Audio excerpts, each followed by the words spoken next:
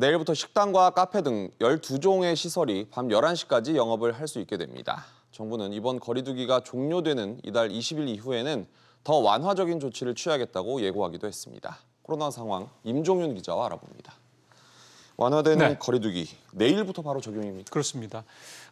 내일부터 식당이나 카페, 영화관, PC방 외에 유흥시설까지 포함된 12종의 다중이용시설이 밤 11시까지 영업을 할 수 있게 됐습니다. 네.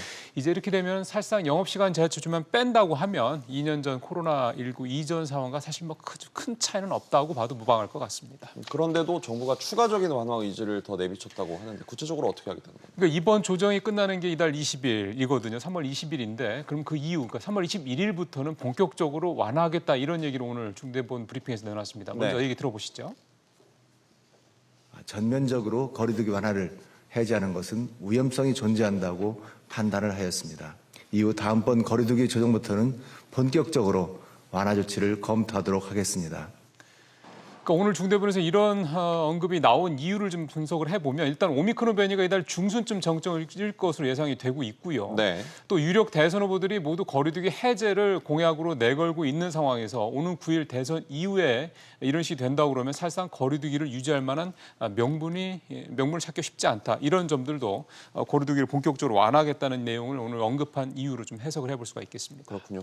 거리두기 지금 얼마나 시행이 된 거죠? 거리두기가 시행이 된 게 2020년 6월 28일이니까 이제 1년 한 9개월 정도 됐다고 볼 수가 있겠습니다. 2년이 다 돼가고 있군요. 그렇습니다. 그러니까 시행 어떻게 보면 1년 9개월여 만에 거리두기가 이제 임무를 마치고 이제 종료가 사실상 뭐 된다 이렇게 예상을 할 수가 있는 건데요. 네.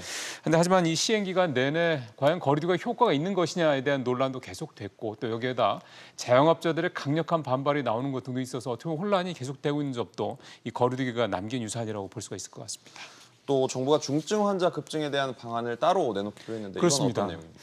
이제 일반 병상에서도 이제 증상이 가벼운 경증 확진자들의 진료를 허용하기로 했다. 이게 이제 그 내용인데요. 네. 이를 위해서 이제 준증증과 중등증 격리병상 입원해 있던 이 경증 환자 731명에 대해서 병상을 일반 병상으로 이동할 것을 오늘 사전 예고를 좀 권고를 하기도 했습니다. 네.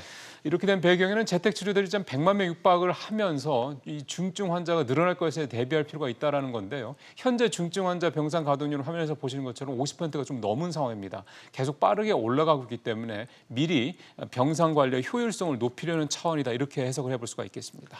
하나하나 진행하고 있군요. 네. 이 기자 잘 들었습니다.